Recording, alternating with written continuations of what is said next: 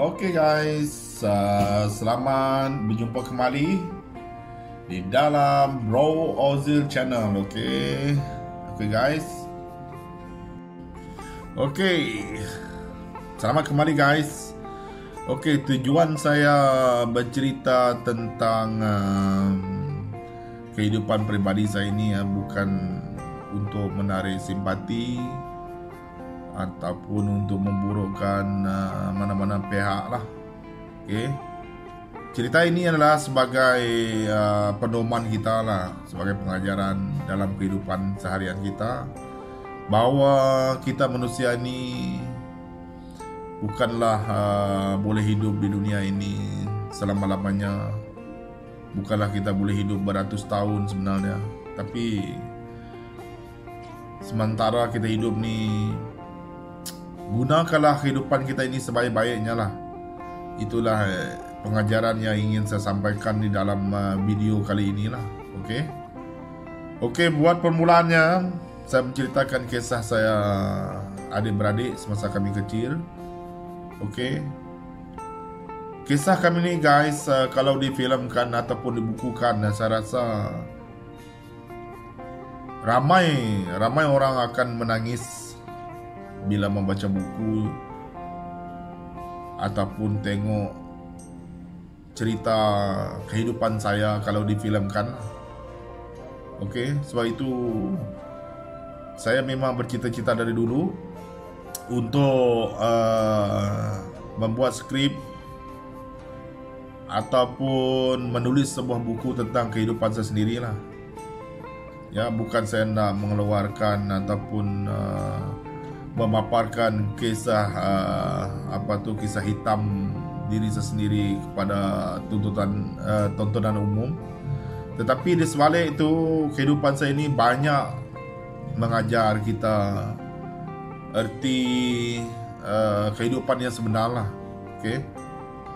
Pertama, kami ni adik-beradik ni, kalau betul-betul kami adik-beradik ni semua dia ada 6 lah yang sama bapa dan sama mak.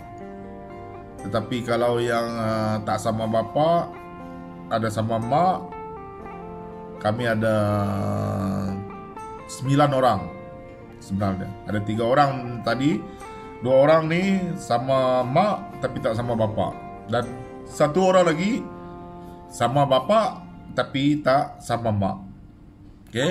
Jadi masa mak dengan bapa saya yang betul ni kahwin kan, dan mereka berdua ni kahwin antara janda dengan duda lah.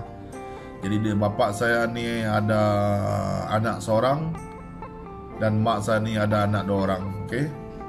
Jadi kami yang ke belakang ni, yang di belakang ni ada 6 orang adik-beradik yang sama mak sama bapa lah. Untuk dipendekkan ceritanya, kami yang 6 orang ni, saya tak nak menyentuh yang tak sama bapa dengan sama mak ni Kami 6 orang adik-beradik ni, 5 di antara kami ni bersekolah, dan seorang kakak kami yang paling tua, paling sulung tidak bersekolah lah. Kerana masa itu atas kesempitan hidup kami, jadi mak dengan bapa saya tidak sekolahkan kakak saya lah. Kerana masa itu kakak saya ni yang tua ni, mereka jadikan penolong mereka untuk bekerja di ladang lah masa tu kan. Mak bapak saya ni bukan orang yang ada bekerja, hanya mak saya ni sebagai suri rumah dan bapak saya ni adalah sebagai seorang petani. Tapi antara kami orang yang 5 orang adik-beradik ni yang bersekolah ni, kami ni lah antara orang yang boleh dikategorikan orang yang paling pandai di sekolah kami masa kami sekolah rendah masa itulah. Kami adik-beradik ni kalau di hujung tahun dulu kan, masa tu ada pengar pertama, pengar kedua, ada pengar ketiga, tidak ada anak orang lain yang dapat hadiah. Memang kami adik-beradik ni, jadi boleh dikatakanlah meringankan beban mak bapak kami lah, untuk membeli segala buku dan peralatan sekolah untuk bersekolah lagi setiap pengalah. Sebab masa itu hadiah dia Memang kalau kamu nomor 1, nomor 2, nomor 3 memang hadiah-hadiah tahun 80-an dulu. Memang hadiah-hadiah cikgu akan bagi buku dengan pensel lah. Peralatan untuk bersekolah lah, alat tulis macam tu. So kami adik-beradik ini memang betul-betul terkenal lah masa tu. Memang tak ada anak orang lain yang naik pentas dari darjah 1 sampai ke darjah 6 lah. Okay. Itu masa di sekolah rendah lah. Okey, menyentuh tentang sekolah rendah dulu. Saya ni jenis orang yang memang pintar dalam sekolah. Memang pintar dan saya bergiat di dalam sukan lah. Saya mulai ikut sukan masa, kalau tak salah saya, masa saya tahun 4. Tahun 4 saya mulai sudah jadi wakil sekolah, wakil zon masa tu. Okey, zon hampir sampai ke tahap daerah lah. Okey, saya memang kuat bersukan, terutamanya dalam olahraga dengan permainan bola dengan badminton lah. Okey.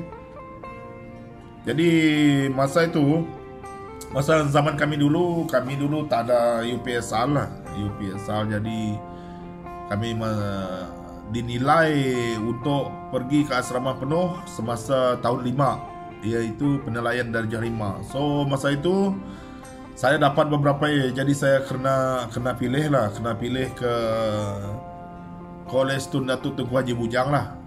Jadi saya bersekolah di sana, masuk tingkatan 1 pada tahun 1988.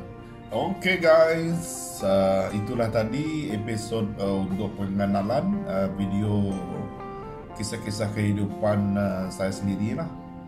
Okey, nanti kita akan bersama lagi episod akan datang guys. Kita akan menceritakan kesukaran zaman saya kanak-kanak lah. Kesukaran hidup zaman saya kanak-kanak. Okey guys.